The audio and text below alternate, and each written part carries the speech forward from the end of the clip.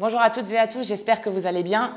Bienvenue dans ce nouveau panorama de la semaine dans lequel nous allons aborder différents sujets. D'abord la question de l'inégalité salariale entre les femmes et les hommes, de l'autoritarisme de ce gouvernement. Nous allons parler évidemment de la situation en Israël et en Palestine qui est catastrophique. Et puis, nous allons parler de pourquoi, lorsque nous luttons contre l'antisémitisme, il faut lutter contre l'extrême droite dans ce pays. Générique.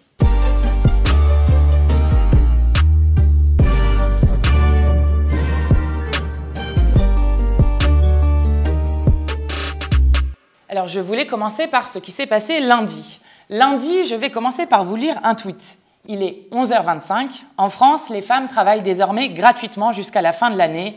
Mixité des métiers, orientation professionnelle, accès aux postes à responsabilité, égalité salariale. Nous devons agir sur tous les leviers. J'y veillerai. Ce tweet, c'est celui de Madame Elisabeth Borne, qui est quand même assez incroyable parce que si les inégalités salariales persistent de manière aussi forte en France et si depuis lundi 11h25, les femmes en France en moyenne travaillent gratuitement, c'est parce qu'il reste encore une inégalité de salaire entre les femmes et les hommes en moyenne de 25% dans ce pays.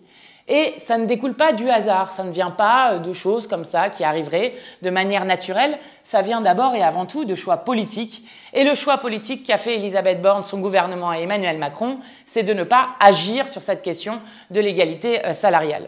La preuve, nous avons proposé à de nombreuses reprises qu'on sanctionne les entreprises qui ne respectent pas l'égalité des rémunérations entre les femmes et les hommes, et à chaque fois, ce gouvernement et les macronistes l'ont refusé.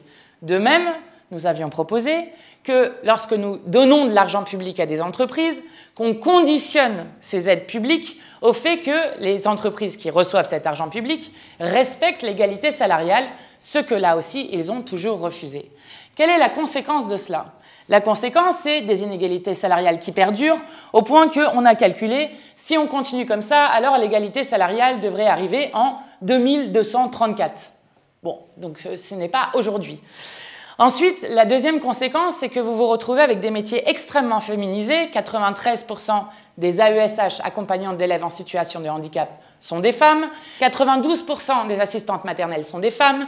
87% des aides-soignantes sont des femmes, qui sont souvent les métiers les moins bien payés, les moins bien rémunérés. Et donc, vous avez une surreprésentation des femmes dans la population pauvre du pays. Et ça aussi, c'est la responsabilité d'Elisabeth Borne, puisque le premier mandat d'Emmanuel Macron, c'est plus 400 000 pauvres en plus dans le pays, ce qui est inacceptable dans la 7e puissance économique au monde. Et donc, ce gouvernement continue d'appauvrir la grande majorité de la population et évidemment, cet appauvrissement, comme d'habitude, retombe en premier lieu sur les femmes. Et je voulais vous alerter sur ce qui est en train de se passer depuis lundi. Depuis lundi, la loi immigration est discutée au Sénat.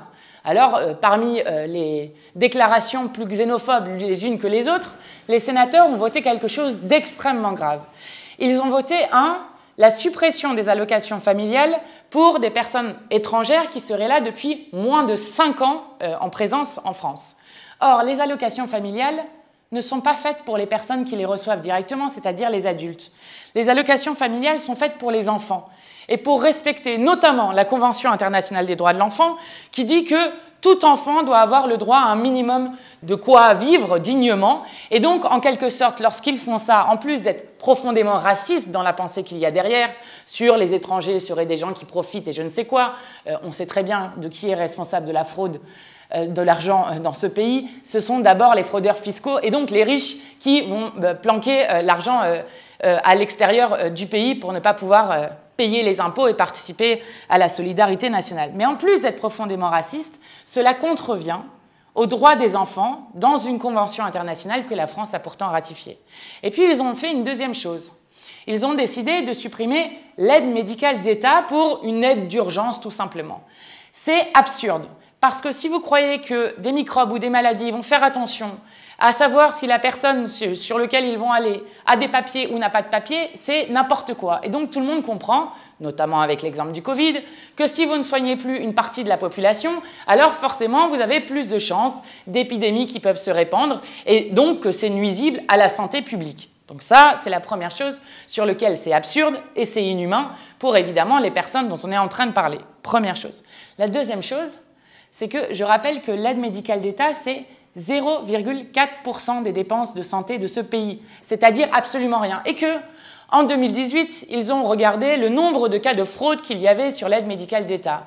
Attention, il y avait 38 cas de fraude, donc absolument rien. Et donc on nous explique qu'on supprimerait l'aide médicale d'État, qui est une nécessité de santé, de politique de santé publique, pour 38 cas de fraude. Donc c'est absurde, c'est n'importe quoi. La conséquence de cela, ça va être que quand vous allez prendre des gens qui sont malades déjà depuis longtemps, et donc que vous allez prendre en urgence au lieu de traiter au début ou en préventif sur la santé des gens, eh bien à la fin, ça va coûter même plus d'argent à la collectivité que de soigner les gens comme tout être humain que l'on respecte dans ce pays, dans un pays aussi riche que le nôtre.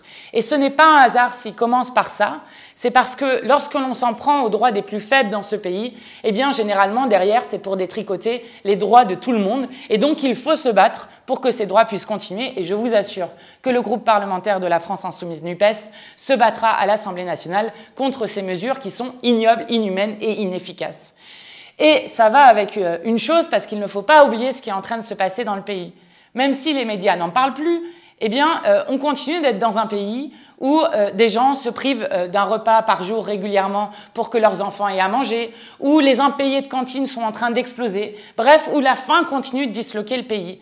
Et quand vous voyez que la Première ministre et Emmanuel Macron sont à leur 16e 49.3 pour passer en force un budget dans lequel nous avions arraché des victoires. Par exemple, le recrutement de 4000 accompagnants d'élèves en situation de handicap pour que les enfants en situation de handicap puissent aller à l'école, dans lequel nous avions gagné 1,5 milliard pour le fret ferroviaire, dans lequel nous avons gagné 10 000 places d'hébergement d'urgence supplémentaires. Eh bien, tout ça est balayé par un 49.3 avec un budget qui doit faire 16 milliards d'euros d'économies sur le dos des Français et qui ne correspondra en rien aux besoins des gens, avec l'hôpital qui s'écroule, l'école qui s'écroule et l'ensemble des services publics qui s'écroulent avec une population qui est de plus en plus précarisée, ce qui est bien sûr insupportable. Et il faut redire qu'à chaque instant, nous pouvons faire autrement dans ce pays, surtout dans un pays aussi riche que le nôtre. Alors cet autoritarisme d'un 16e 49.3, il croit vraiment qu'on peut gouverner la France à coup de 49.3, va avec une autre forme d'autoritarisme que nous avons vu apparaître cette semaine à l'Assemblée, qui est un précédent extrêmement grave sur la démocratie. Nous avions prévu dans notre niche parlementaire, qui est le 30 novembre, de parler de beaucoup de sujets, et notamment de proposer une loi pour abroger la retraite à 64 ans. Je le rappelle, la retraite à 64 ans n'a jamais été votée à l'Assemblée nationale.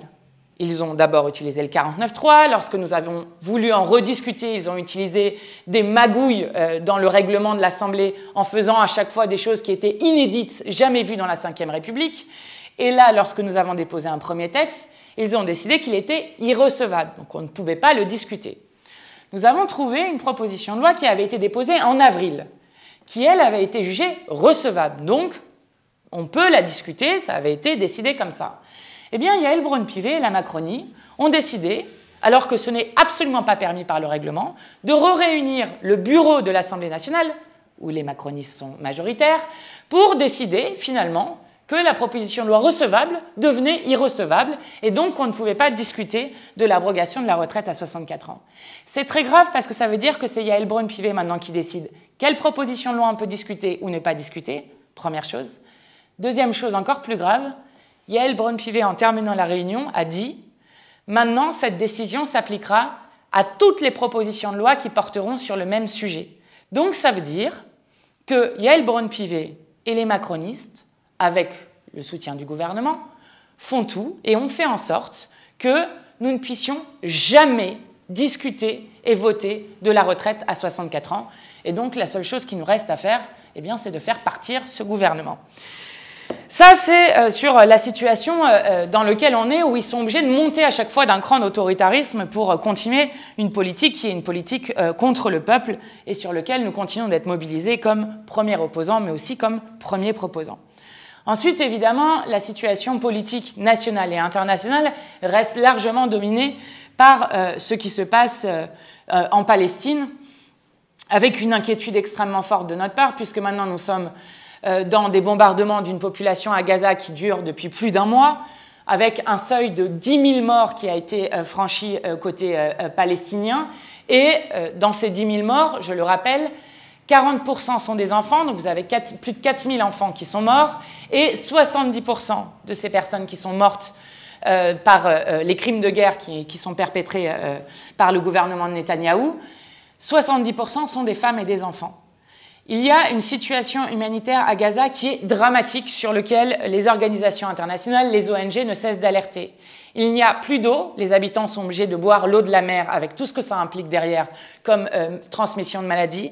Il n'y a plus de nourriture, il n'y a plus de carburant et de médicaments au point que la majorité des hôpitaux du pays ont fermé et ne sont plus opérationnels.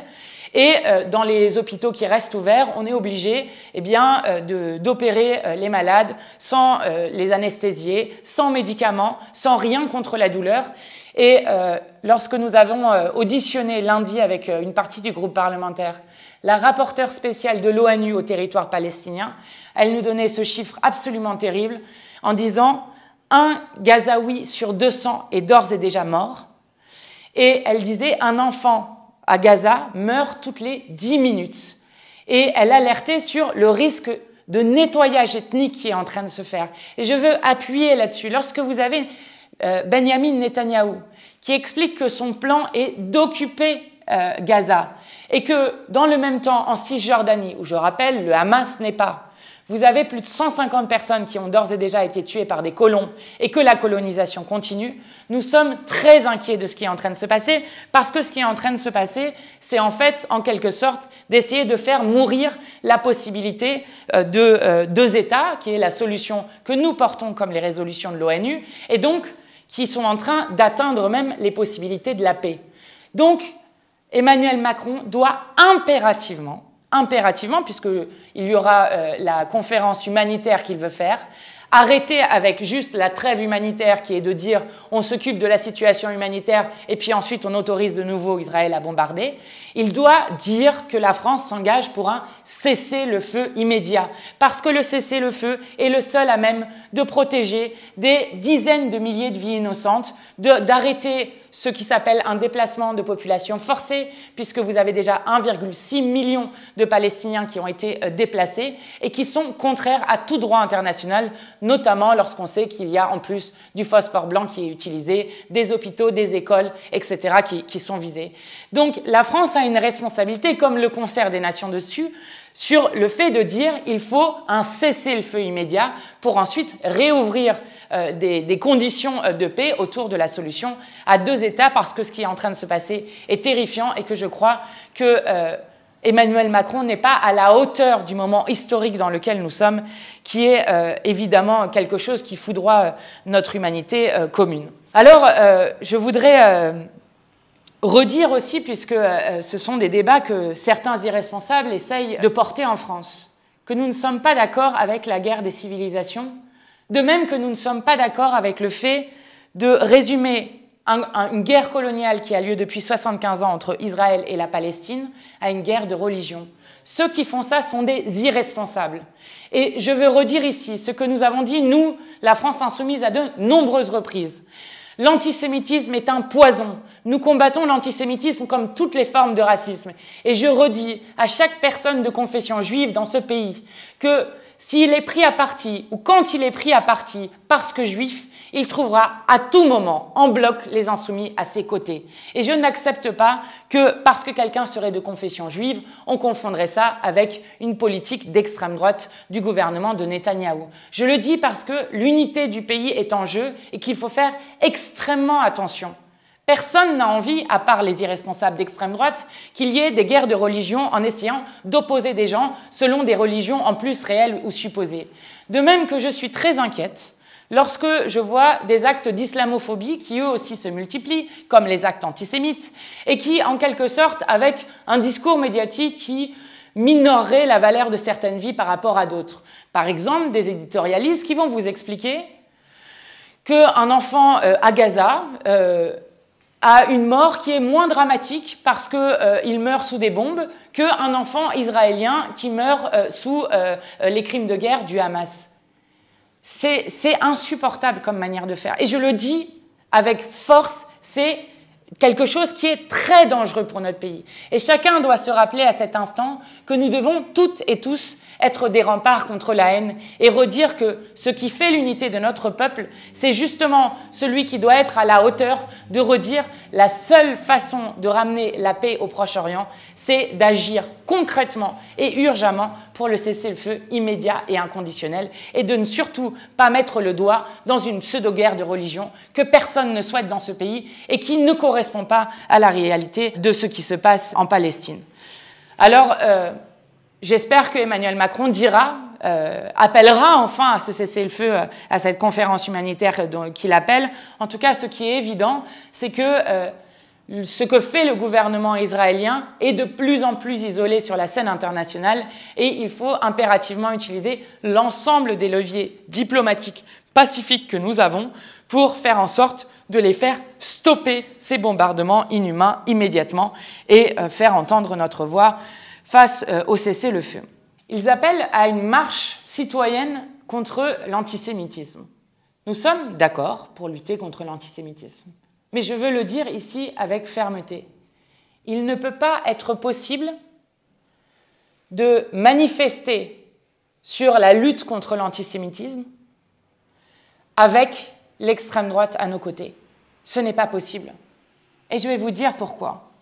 Lorsque vous avez Jordan Bardella qui explique encore dimanche dernier... Je ne crois pas que Jean-Marie Le Pen était antisémite. Je vous rappelle ce qu'a dit Jean-Marie Le Pen.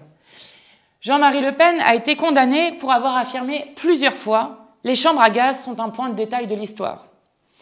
Jean-Marie Le Pen a été condamné pour apologie de crimes de guerre et contestation de crimes contre l'humanité en disant « en France, l'occupation allemande n'a pas été particulièrement inhumaine, même s'il y a eu des bavures ». Jean-Marie Le Pen est aussi celui qui, en parlant du ministre de la fonction publique, Michel Durafour, disait « Monsieur Durafour crématoire ». Et je pourrais continuer longtemps. Je ne peux pas défiler à côté de Jordan Bardella qui dit que Jean-Marie Le Pen n'est pas antisémite alors qu'il a été condamné à plusieurs reprises sur des choses qui sont négationnistes. De même, quand vous regardez l'extrême droite à l'Assemblée nationale, alors ils mettent des cravates, ils mettent des costumes, mais vous avez par exemple Frédéric Boccaletti.